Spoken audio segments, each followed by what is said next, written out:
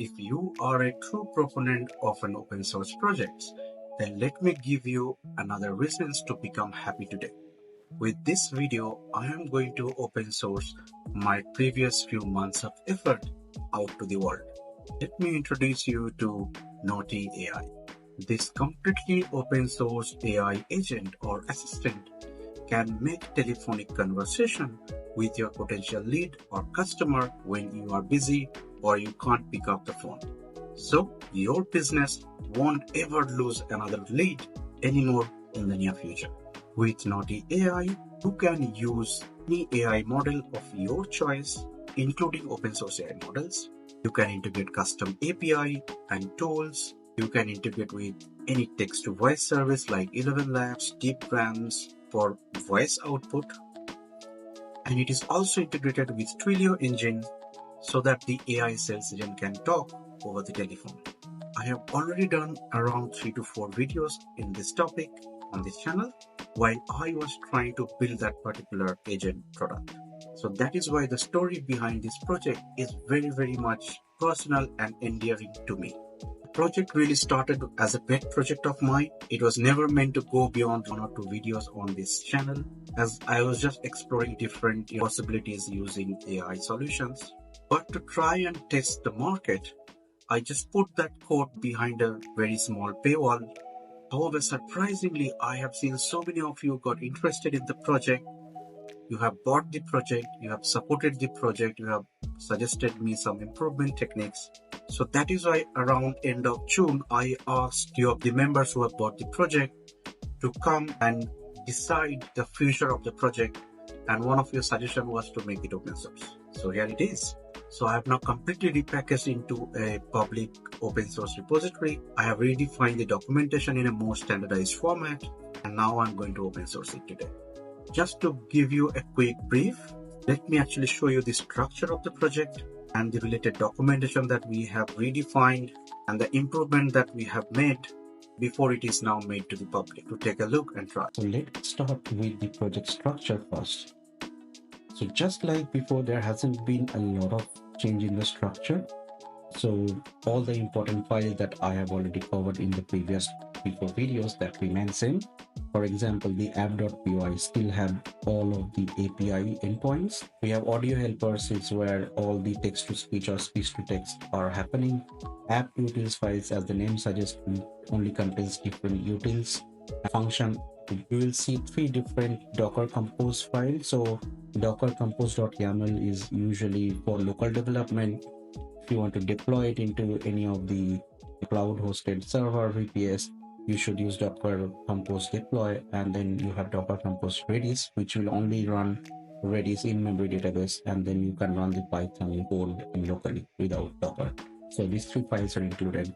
You have the Docker file, which is used to wrap the project as a Docker container. So if you are someone who just want to run it, don't want to do any sort of development, use the Docker Compose deploy and just run it.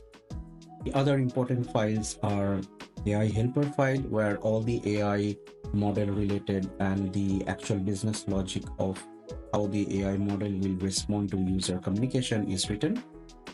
So there is also another important Python file that we have added into this repository, is test AI sales agent. So this is basically where you want to test the AI sales agent before you integrate with Twilio or 11 Labs. So it just basically test all the response and test it. If all good looks good, then you integrate 11 Labs and Twilio. Just that is the whole reason why we have introduced test AI sales agent.python file. And then the most important bit that we have changed with this project is, if you see the .env sample, we have removed all the important config file from .env because we wanted to support hot reloading. So basically you would still need a .env file to run the project.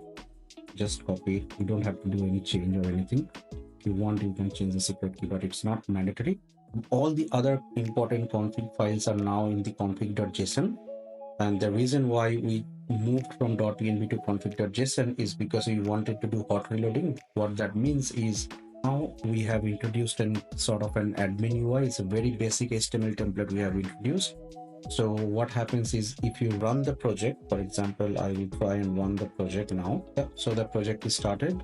So we have now introduced a admin UI, as you can see. So you can just do login. The default password is admin. Just do a login. I think I changed the password. So new password. And then if you go to settings, you can actually set all the config from here, like your OpenAI API key, Slab API key, Light LLM, your large language model, Ngrok auth token, auth token, everything else that you can set it from here. And once you click update config, that will basically hot reload all the config into config.json, and it will also reinitialize all the clients without restarting the application. So that's what we have introduced recently. And all of this documentation are now available into this link. This will be also available in the GitHub repository. So you can go here and you will see in the docs folder, your cloud guide, your how to do guide, how to add custom tools, you have added those documentation. So there are still few documentation which are not updated yet, which I'm working on at the moment, and I'll add it next few days. But all the important documentations are already created. Just go through the documentation. If you have any doubt or any concern or any confusion, please join to the community and raise it there, and I'll definitely try to help you out.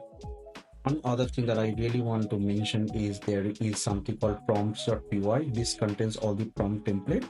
So the reason why we introduced this AI sales agent is because this prompt template is made for one of the examples which might not be useful for your business. So if you want to change the prompt template or the prompt here, you can do it.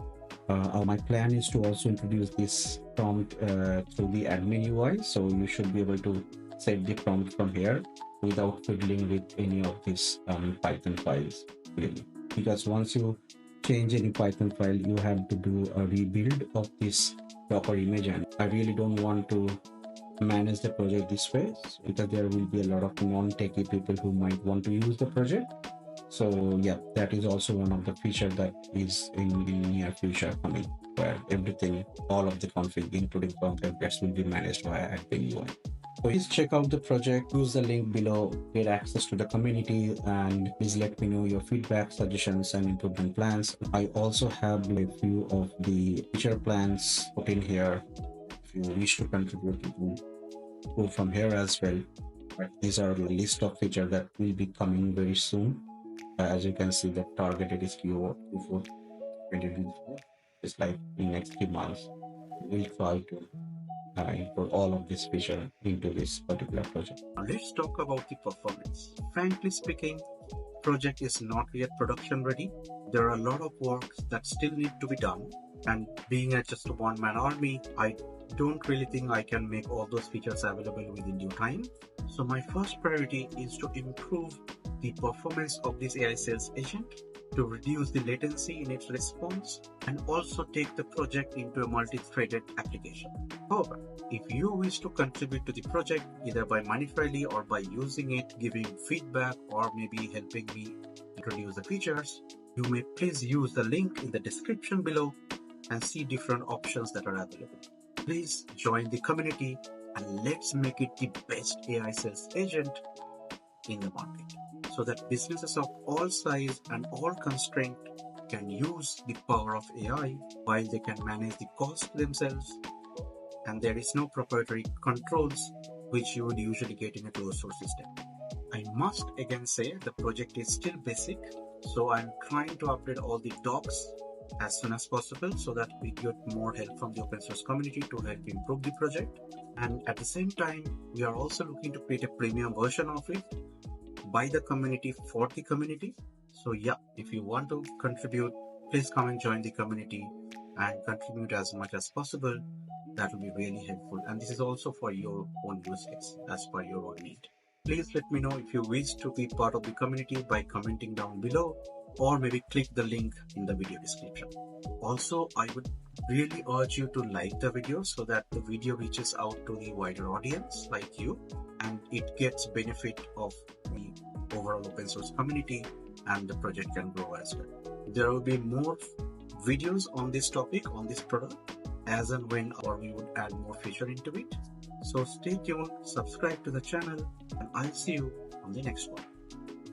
Till then, take care. Bye.